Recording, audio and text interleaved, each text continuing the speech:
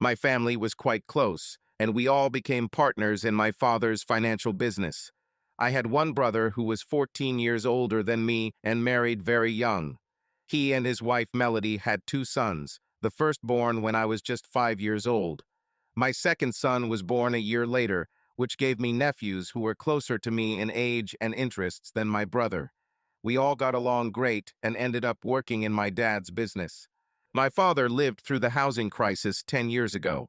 Between home auctions, refinancing, and buyers looking to take advantage of low prices, our family-owned mortgage company has had no shortage of customers. I was in my early 20s, making good money on commissions and other financial products, but still single and able to afford to spend money on stupid things sometimes. My brother Paul opened his own branch across town and was making a ton of money along with my nephews, Dennis and Randy. Dennis, the older of the two, took a path that not all of us liked. He believed that his income made him special and better than others.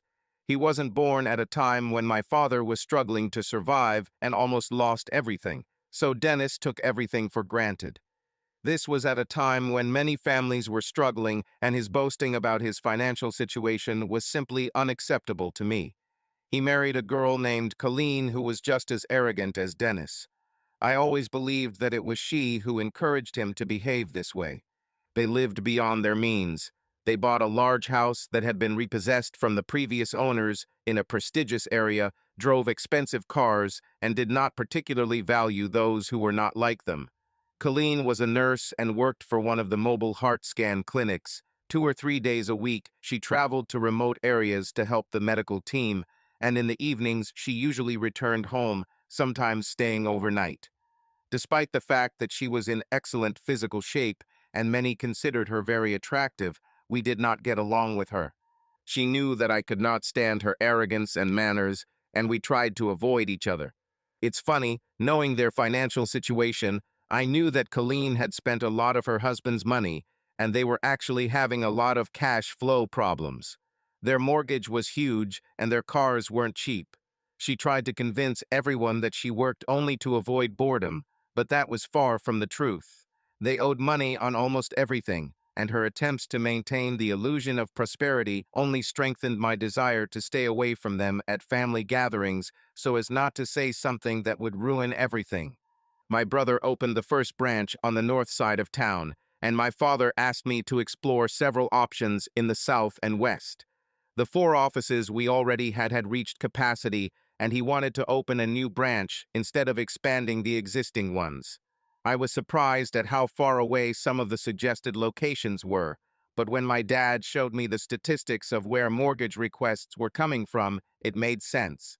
2 weeks ago, I was sent to Decatur to look at 3 potential locations for a branch office and talk with local realtors to get a feel for the market.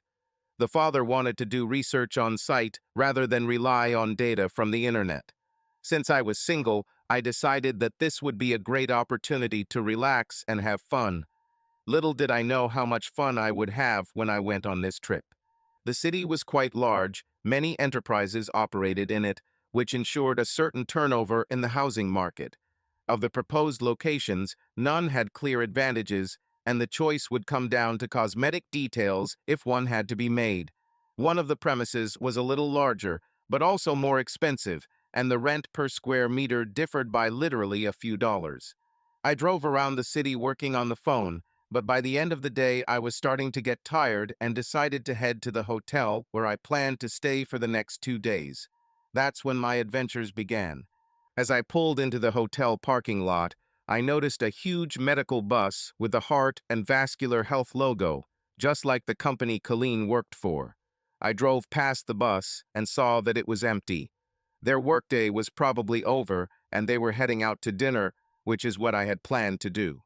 After checking into the hotel and showering, I put on some nice jeans and a shirt and decided to walk across the parking lot to one of the 3 restaurants located across from the hotels. I didn't plan anything special, I just wanted to have dinner at one of the popular BBQ restaurants. But my plans changed when I passed Colleen, who was sitting with her arm around a young man in the next booth.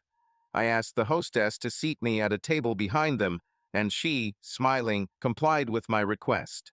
To avoid being recognized, I sat with my back to them, so that my head would be only a few centimeters from theirs if they suddenly decided to look back. Luckily, they were too busy talking and didn't even notice me. It was quite interesting to listen to their conversation. It turned out that the man Colleen was with was also married and had children. They discussed their families, complained about their marriages, and shared details of their past encounters, including intimate ones.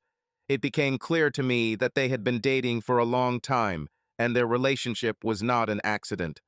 When Colleen excused herself to go to the restroom, it was at the perfect moment as the waitress came to my table to take my order.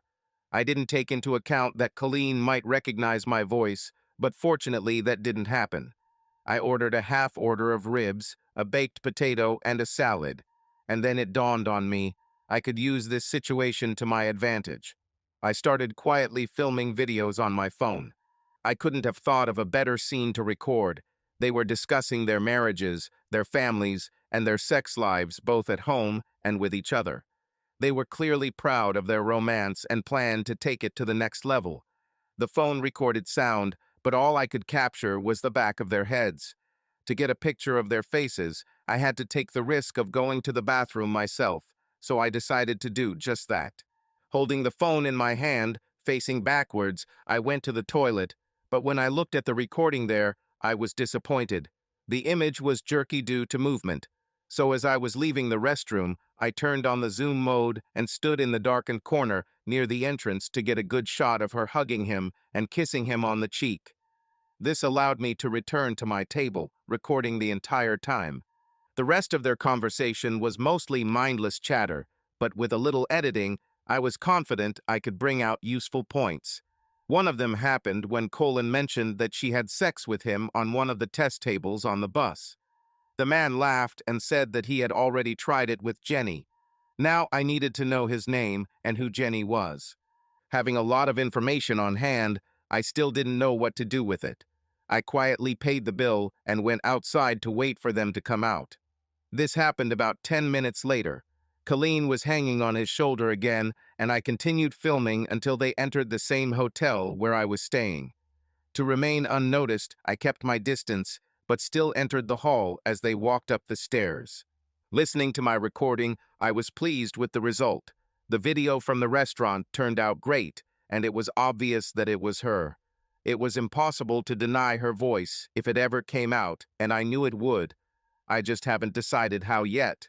The next morning, when I came downstairs, I saw the man Colleen was with leaving the hotel.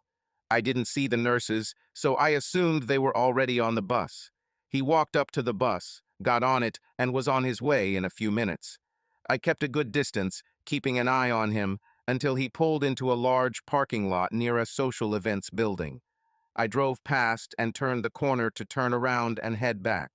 Approaching from the opposite direction, I saw that he was standing alone near the bus. There were no nurses in sight. It was a great time to learn more about him. These guys like to have their ego fed and will open up easily. I started the conversation with a light comment. "Hey, why do you have to do all the work?" Then he added that it must be nice to travel around the country surrounded by nurses. He puffed out his chest and was clearly pleased with himself. After a couple of minutes, I asked for his business card, which he gladly gave me. The card contained both an office and mobile number. His name was Scott. That was helpful. Now, with this in hand, it was difficult to focus on what I had come for. Is this enough for blackmail? Am I using this to put her in her place and destroy her marriage? What will I do with this Scott? Either way, he won't get a free pass because I had Colleen at gunpoint for toying with my family. Will I involve Scott's wife in this? My thoughts became confused, and I started thinking again about what Colin looked like during sex, which led me to think about blackmail rather than just releasing evidence. I needed to see this live. But first I had to be careful and find a burner phone. Smartphones are expensive, and burner phones weren't an option for me. My options were limited, and the store clerk convinced me to just add a new line to my plan so I could use one number for private business. That's what I did for the next phase of my plan. Colin hosted last year's Christmas dinner to show off her new dining set and emailed invitations. Luckily, I was able to find her invitation on my laptop, which included her phone number to confirm participation. With this weapon in my hands, I decided to start teasing her to make her nervous. The first text I sent was short.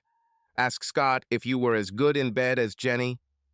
I would have given anything to see the look on her face at that moment. But the plan was to torture her from a distance, not in person. Her answer came a few minutes later. Who is this? If she expected a quick answer, she was mistaken. I wasn't going to answer right away. Instead, a few hours later, I sent her a photo with the caption, "I'm the one who has this photo." Her answer was not long in coming. Who are you and what do you want? Where did you get this photo from? It's not me. I couldn't help laughing. The photo was clearly of her practically sitting on Scott's lap at the restaurant last night. It was a lot of fun because somewhere in that hotel she was probably going crazy with anxiety. I only hoped that she was now in Scott's room and their intimacy had been broken. She should have been afraid. Are you still there? Who are you and what do you want? She wrote again in the next message. Yes, I'm still here, and I'm still waiting for an answer. Ask Scott if you're better in bed than his other prostitute, Jenny. I'm not a girl of easy virtue, she answered in a matter of seconds. That's not a question. I have already come to this conclusion. I'm just wondering if you're a good prostitute and if you're better than Jenny. I typed the text, thinking about how best to drag out this game so that she could not escape from the tense situation, and before she could answer, I added, "And isn't it disappointing that you're not the first person Scott has taken on his love bus?" Stop it. It's not funny. Don't call it a love bus, and I'm not Scott's prostitute. I thought about her answer for a moment. Well, I had a lot of time, and they didn't. The two must have already felt their time running out. I had a lot of directions I could take this, and I thought they were all fun, but the first thing I needed to do was destroy their relationship. Hey, I didn't call it the love bus, that's what Scott said. And I wasn't the first to call you bad sex, Scott was too. And I'm not the one who slept with Jenny on the love bus, it was Scott too. And I didn't come up with the idea to make a video, it was Scott who suggested it. And I'm not the one who installed cameras in your rooms, it was Scott who asked the hotel management to let me in while you were at the sports complex today. So I don't understand why you're mad at me. I was just asking questions. She didn't respond to the last message. She must have had a long conversation with Scott. Who knows, maybe they even reconciled after the conversation. I don't recognize it. Google and white pages can shed a lot of light when looking for information about people on the internet. I found information on Scott and his wife Pam was listed next to his name. Both were 26 years old.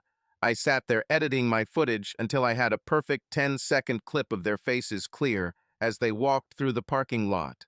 Then I sent this video to both of them with different messages. I wrote to Scott, "Can you help me?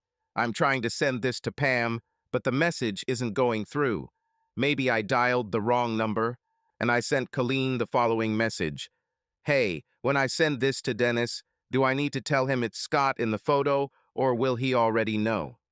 It was amazing. I could keep doing it all night. Both responded very quickly. They bombarded me with offers of money, threats of physical harm, pleas to think about the shame for their families, and so on. I just couldn't keep up with reading all the messages. It stopped me from watching TV, so I turned it off. Honestly, this whole situation was better than any reality show. My next reply went to both of them as they were trying to figure out who I was. Let's be clear. You want me to think about the impact this will have on your families when you haven't thought about it yourself. Sounds like someone is shifting the blame. You two are cheating on your spouses, and it's my fault. Let me think about this. I hit send and then immediately typed the next message so they didn't have time to catch their breath between texts. Okay, you've waited long enough. No, it's not my problem. You will figure this out yourself. Oh, and by the way, Scott, is Colin better in bed than Jenny? I didn't wait for an answer. One of the three of us was going to sleep in today, and I was sure it would be me. So I turned off the phone and went to bed. The next morning, I didn't bother looking for their bus or watching the nurses leave, but the parking lot was nearly empty when I woke up and walked out to the car is parked behind the hotel the night before. Ahead of me was an hour's trip to the west and a new hotel in the evening. When the day was over and I unpacked my things, I took my phone, which I had already dubbed my fun phone, plugged it into the charger, and turned it on so it could start receiving the messages I had been ignoring for the past 20 hours. They were evenly distributed and continued to flow from Scott and Colleen throughout the night and into the next day. It was obvious that neither of them had slept last night or enjoyed the ride home. The correspondence continued for several more days. I asked Scott to send me a nude photo of Jenny, to which he replied that it was impossible. Then I asked for a nude photo of Colleen. This idiot actually sent some pictures. I saved them for later and sent him a new message. Sorry, I said Colleen, but I meant Pam. Anyway, I already have pictures of you and Colin. Taking one of the photos Scott sent me, I sent it to Colleen asking if I could see it in person. That might be all it takes to make this all go away, I added.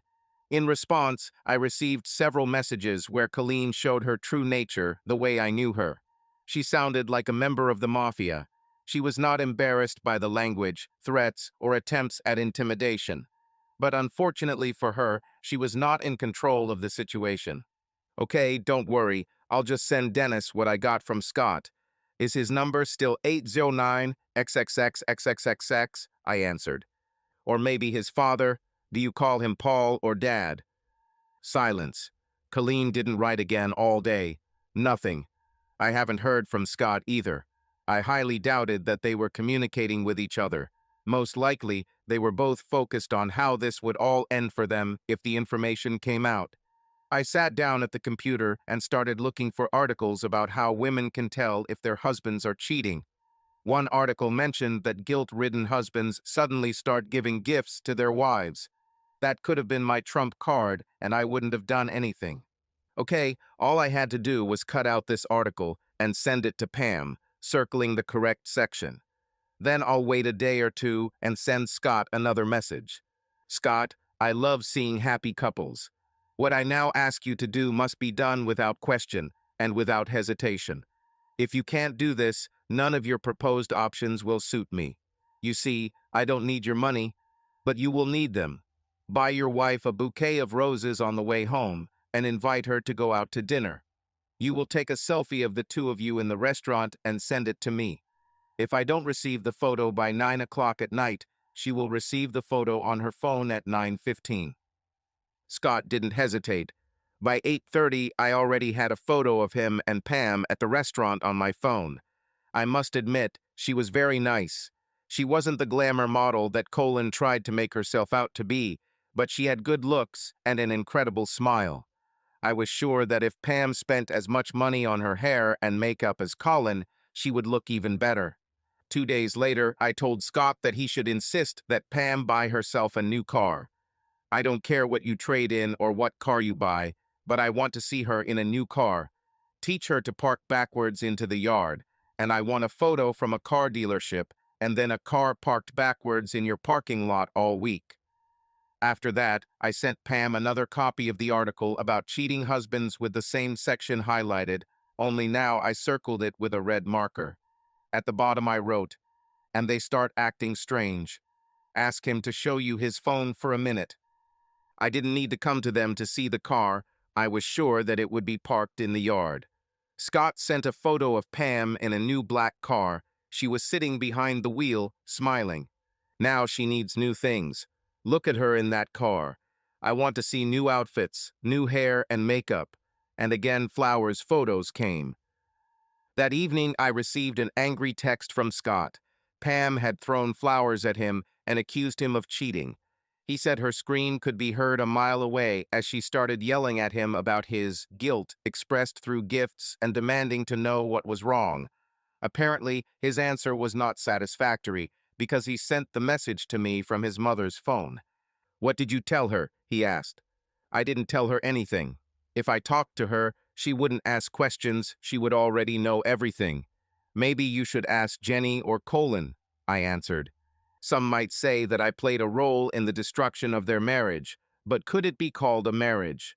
Now Pam knew that she was being deceived, and she would be able to figure out for herself what place she and her children occupied in his life.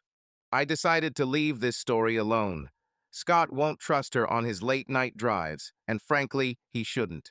I decided to leave Scott and his problems behind and focus on destroying Miss Arrogant Bitch Colleen's little world. This should have been much more fun because the anger that had accumulated over all these years was already beginning to rise inside me. I didn't even suspect that she was with me at all. Hey, I was looking at videos on my phone and thought you might want to see the footage of you and Scott that night in Decatur. Wow, you look hot. Send this to Dennis. Is his number still 809 XXXXXXX? You never responded last time, so I forgot to send. This time she didn't write a message. Instead, the phone rang. I wondered why none of them had tried calling before.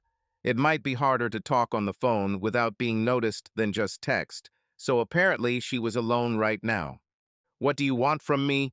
I stopped seeing him. Why are you doing this? Please say something. Who are you? I left her on the line in complete silence, having first turned off the sound on the phone. She just sat there, not understanding who it was. Finally, she hung up. I flipped through my videos and found an audio recording in which she deliciously discusses my nephew and our entire family, humiliating them. I sent it to her with a question. Should I send this to her husband, his father Paul, her uncle, or her father-in-law? I wonder what they would say. She was probably in shock, perhaps crying, or maybe hiding to listen to the recording. I didn't care. I sent her another message. Are you ready to do whatever I ask for the sake of my silence? Yes, but I'm not going to have sex with you, she quickly replied. Look, we both know you're already a spoiled, easy-to-get woman. So my question still stands. Are you willing to do whatever I ask for my silence? The phone rang again, and this time I decided to answer. Hello. What should I do? She asked.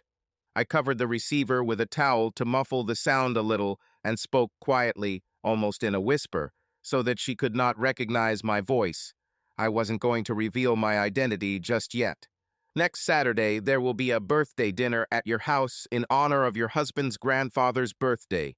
You will wear a light dress without a bra or panties. Also, you should be wearing heels, not flat sandals. This is all? She asked. Oh, of course not. This will be just the beginning. Do you understand? Yes, sir, she replied with irritation in her voice. And one more thing. You will stop your fucking arrogant behavior. Understood? Yes, I have one question. I ended the call without letting her finish. She won't get the upper hand in this game. No questions until I decide it's time. This is not a negotiation. On the day of the party, the weather was wonderful and most of the guests were in the backyard. Some of the children were swimming in the pool. I watched as Colleen walked around the yard, looking at everyone and trying to figure out who could be the one controlling her actions that day. I deliberately avoided contact with her, just waiting for the right moment. I set up a few traps and deleted all the videos from my main phone in advance since they were all copied to my laptop. I never had Colleen's or Scott's numbers in my contacts, so I purposely left the phone on the kitchen table. It was funny. She kept sneaking glances at it and then decided to put it on the kitchen counter, apparently thinking that I hadn't noticed. As she walked around the kitchen, the phone gradually moved across the counter each time she passed by. She nudged it slightly, and then suddenly he disappeared. As luck would have it, she excused herself and said she needed to go to the bathroom. Only now she was clearly not going to where she would look for something that could help her. I didn't see her for the next 15 minutes, so I went out into the backyard without my phone. I walked through the barbecue area and greeted all the guests. Several of them struck up a lengthy conversation, and one elderly gentleman might have talked forever if I had not interrupted him. But I had other things to keep track of. As the adult guests began to succumb to the effects of alcohol, my brother and father settled into the shady part of the patio, and the rest gradually gathered there, continuing to drink and chat. Colleen came out for a moment with a pitcher of drink for my mother and her friend. As she bent over to pour the drinks, it became obvious that she had her panties on. It was unpleasant because I had made it clear that she had to be without them. I excused myself and walked into the house through the glass door just as she was returning to the kitchen. She knew I was there, and although she hesitated a little, she still entered. "Oh, hi. Do you need anything?" she asked nervously. "Yes, take off your panties like you were told." "Listen, you bastard, I knew it was you. This nonsense will end right now. I'm not going to take off my panties, and I'm never going to let you touch me or see me naked. So you can get out of here. This evening is over for you." "Oh, I don't think so. Sorry, I'll just go ask Dennis if I can show this on the big screen," I said, showing her the flash drive. She rushed at me like a child and tried to snatch the flash drive. At first I just held it high, but then I decided that she would probably want to hide it, so I let her do it. Surprised, she retreated and said she would be back in a minute. She headed towards the stairs and began to walk upstairs towards her bedroom, looking back at me. Apparently, she knew that I would be watching, but did not expect that I would follow her. Without saying a word, she went into her room and waited for me to come in, then closed and locked the door. Without saying a word, she stood in front of me and began to take off her panties. When she handed them to me, she asked, "Well, are you satisfied?"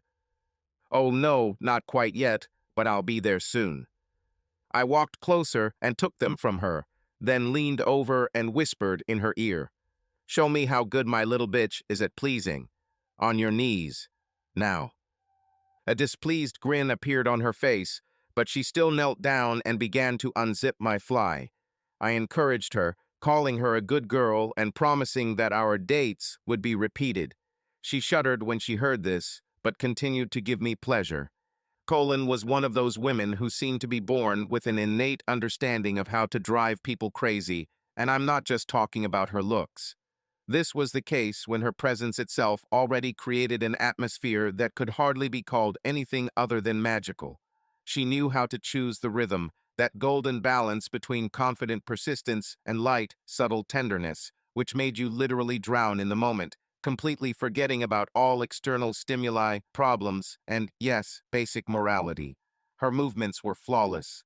It was reminiscent of the work of a virtuoso on a musical instrument, when every detail, every stroke seemed carefully thought out, but at the same time so natural that you involuntarily ask the question, has she been rehearsing this all her life? The grace with which she touched, or rather interacted, was on the verge of art. No, not the kind of art that is exhibited in galleries and which everyone looks at with a feeling of vague bewilderment, like, what did the artist want to say? No, this was the kind of art that evokes a response in every cell of your body, plunging you into a state where words lose their meaning and only sensation remains. Real, pure, without impurities. It seems that at such moments people like me completely forget about all moral dilemmas. Honestly, this whole story with my nephew's unfaithful wife somehow disappeared from my mind, giving way to something much simpler and understandable, a deep feeling of relaxation and tranquility that literally enveloped me. The whole process, if you can call it that, was smooth, like a well-directed film where the climax comes exactly when it is needed. Not too early, not too late, exactly at the moment when you are already on the verge of shouting at the screen. When is it already? And here it is, this long-awaited resolution of all the accumulated contradictions. And yes, by the way, about morality. This moment really erased all thoughts about how wrong what was happening from the point of view of all social norms and ethical standards. But to be honest, it was when she completed this peculiar last chord that all these moral concerns finally evaporated. Because sometimes, at such moments, you realize that what is more important is not how something looks on the outside, but what you feel inside. As she stood up, still with a smile on her face, she snatched her panties from me and threw them into the laundry basket. "These are not for you. This is my good match," she said, still smiling. "To be honest, I didn't need to take the panties, so that was fine with me. And we can continue this game for a long time. But next time I pleasure you, remember who you're dealing with. And you better try to make it worthwhile for me. Understood?" She grinned, but I knew I would eventually break her. Yes, my little slave. Next time you come to my house on Monday, I'll make sure it's worth it for you. And by the way, wear the same dress, the same shoes, panties are optional. But if this is your favorite pair, better not wear them, they may be ruined when you take them off. Colleen smiled, then stepped forward and kissed me on the cheek. She laughed and said she knew it was me all along. She added that even though I tried to hide behind my phone, I still drove the same car even if I parked in the back. And as long as everything went well between us, she promised that my reward would be appropriate. And then she again reminded me of her threat to my dignity. When I left that day, I was struck by how suddenly I had lost control of the situation. I reminded myself that she was still a prostitute and should be treated as such. No matter how much we both liked it, she still deceived my nephew, her husband. I had no intention of becoming her next lover. I was here to punish her, which meant I had to figure out what to do about our date on Monday. On Monday, Colleen showed up later than scheduled. She arrived around 2:30. She looked worried and started apologizing for being late, but as soon as she entered, I noticed that she was wearing that same light dress and heels, and it seemed that she came without panties. I put my finger to her lips, making it clear that I wanted silence, and headed up the stairs. She walked to the bed and, as it seemed to me, was looking for a belt and handcuffs, but did not find them. There might have been relief on her face, but I wasn't sure what she was looking for. Leave the dress on and sit on the edge of the bed. She obediently complied with my request. I approached her and told her that this was her last chance to show what she was capable of and prove that she could give me the kind of pleasure that Jenny could not. Pain flashed in her eyes, but in the blink of an eye she unbuttoned my pants and took them off my legs. Again, I looked down at the beautiful woman who was performing miracles. She was full of enthusiasm, and her big blue eyes looked at me with such tenderness that I could hardly stand it. Lie down and climb all the way onto the bed. I hope I don't find any panties on you today. Her smile immediately let me know that she had complied. I slowly started kissing her feet, moving higher and higher until I reached the perfect spot. Then I leaned over and tried to please her as best I could. Her fingers first gently ran through my hair, and then, when she began to get excited, she grabbed me by them and pressed me tightly to her. Then we had sex. She pulled me towards her and kissed me with such passion as I had never felt before. It was a powerful moment, but also one that we will only experience once and never again. Colin, when you leave here today, remember, if I ever find out that you cheated again, I will make sure that you end up on the street. I promise I won't do that again, she tried to answer. I'm not finished yet. You will also change your behavior. I don't want to see that arrogant Colleen anymore. You have to be nice to everyone in my family, especially your husband. I love Dennis, I really do. And you will begin to live within the financial limits that my family has established. If you can't, then you better leave now. Your wasteful life will end. You didn't earn it, and I'll make sure you don't waste it. I gave her time to process this before continuing. And as a sign that you are truly serious, you will sell your expensive SUV and buy a more modest car suitable for a family. She just looked at me with a smile when I said family. And if I hear that you act contrary to what was said, the videos will be sent out, and I will take you again, but this time harshly. Do you understand? Watching Colleen over the next couple of years was quite funny. No one believed in her new kindness. Everyone was looking for an ulterior motive. And of course he was, but I promised to keep it a secret if she didn't make any more mistakes. Colleen was gradually changing, and it was noticeable. Minus a pair of expensive jeans, she stopped wearing designer clothes and began to look like the ordinary girl in her early 20s that she was. She quit her job at the mobile clinic and took a job at a local children's clinic as a nurse. Now she began asking Dennis to start a family and wanted children so she would have someone to carry around in her minivan. She even suggested selling their huge house and buying a smaller one in an area with more families with children. She dreamed that her future children could play with their neighbors. Sometimes our eyes would meet at family gatherings, and we would smile at each other, but I tried never to be alone with her again.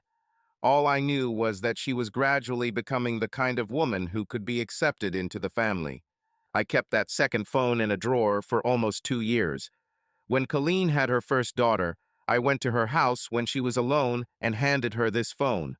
She was confused for a moment, trying to figure out what it was.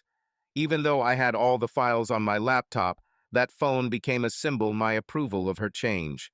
She hugged me, started crying, and thanked me through her tears. I looked at her daughter, who was lying peacefully in her crib, and then, releasing Colleen from my arms, I said, "This child is more important than money. Thanks to her, you will understand that you have everything." End. Subscribe to our channel so that your love doesn't cheat on you, and go ahead and listen to the next story, because this story is nothing compared to the next one. If you're under 18, don't even think, click to the next one. Click to the next one. Click